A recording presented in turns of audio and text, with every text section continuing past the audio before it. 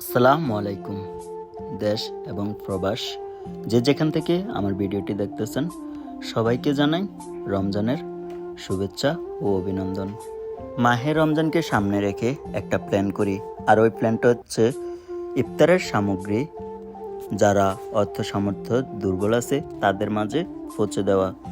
আর এই উদ্যোগটা গ্রহণ করার পর আমার কাছের বন্ধুদের এবং বড় ভাইদের এবং ছোট ভাইদের, পাড়া প্রতিবেশী, আত্মীয় স্বজনদের কাছে আমি টাকা চাইতে শুরু করি।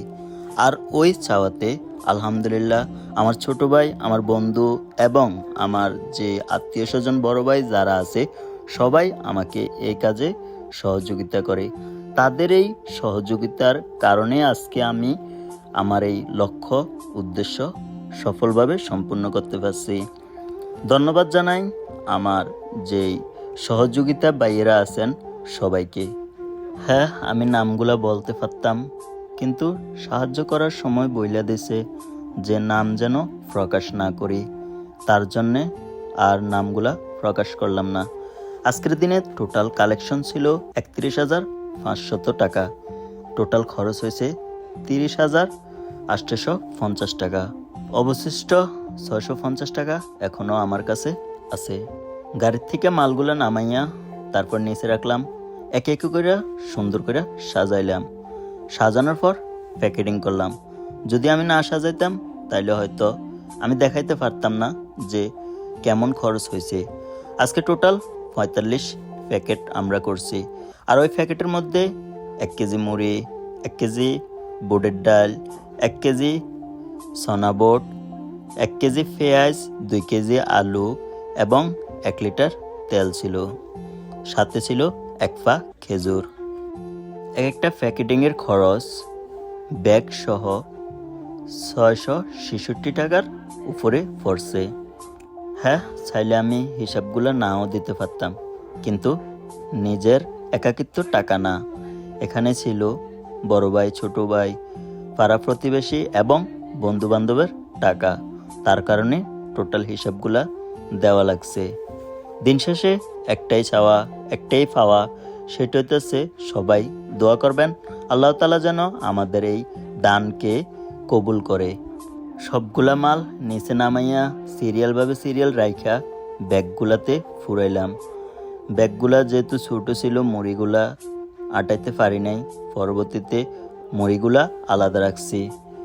আর আমাদের এই সাহায্যগুলা চাইলে আমি ইচ্ছে হলে আমার গ্রামে দিয়ে দিতে পারতাম, কিন্তু টাকাগুলা কালেকশন হয়েছে বিভিন্ন গ্রাম থেকে।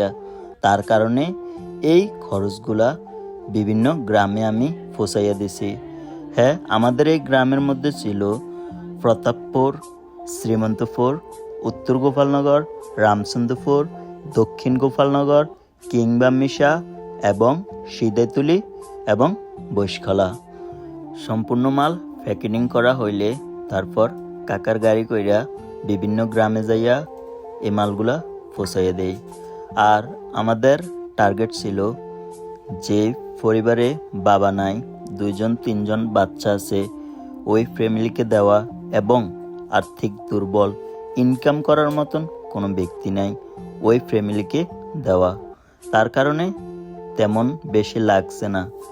যদি অ্যাভারেজে দিতাম যাইতাম তাইলে হয়তো 200-300 প্যাকেটও কিছু হইল না। শুরুতে প্রতাপপুর গ্রামে প্রবেশ করলাম। প্রতাপপুর গ্রাম যাওয়ার আগে জাহিদকে কল দিলাম। জাহিদ বাড়ির সামনে দাঁড়াইছে। পরবর্তীতে জাহিদের কাছে মালগুলা ফসাই দিছি। প্রতাপপুরের পরে শ্রীমন্তপুর গ্রাম প্রবেশ করলাম। শ্রীমন্তপুর গ্রাম প্রবেশ করার পর সাব্বির ভাইকে কল দিছি, ফরাদ ভাইকে কল দিছি।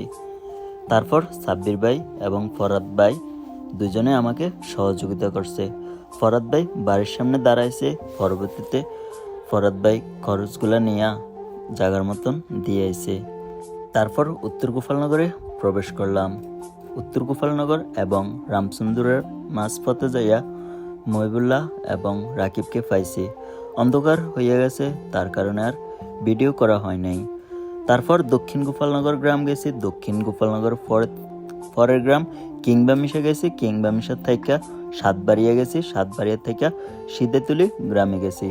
এভাবে প্রত্যেক গ্রামে যাইয়া মালগুলা ফসাইয়ে দিয়েছি। হ্যাঁ, হইতে পারে মালগুলা কম, কিন্তু নিজ নিজ দায়িত্বে যতটুকু সামর্থ্য আমাদের ছিল এতটুকু আমরা করার চেষ্টা করছি। কিংবা মিশা যাওয়ার পর রিফাত আমার সাথে ছিল।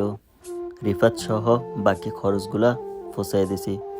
ধন্যবাদ জানাই রিফাতকেও আমাকে সহযোগিতা করার জন্য। তার সাথে ধন্যবাদ জানাই আমাদের গ্রামের ছেলেদেরকে। আমাদের গ্রামের যে প্যাকেটগুলা ছিল এগুলা তারাবির পরে আমাদের গ্রামের সবার কাছে পৌঁছে দেওয়া হয়। দিন শেষে আবারও বলি, আমাদের এই দানগুলা যেন আল্লাহ তাআলা কবুল করে, তার জন্য সবাই দোয়া করবেন। আজকের ভিডিও এতটুকুই। সবাই ভালো থাকবেন, সুস্থ থাকবেন। আল্লাহ হাফেজ।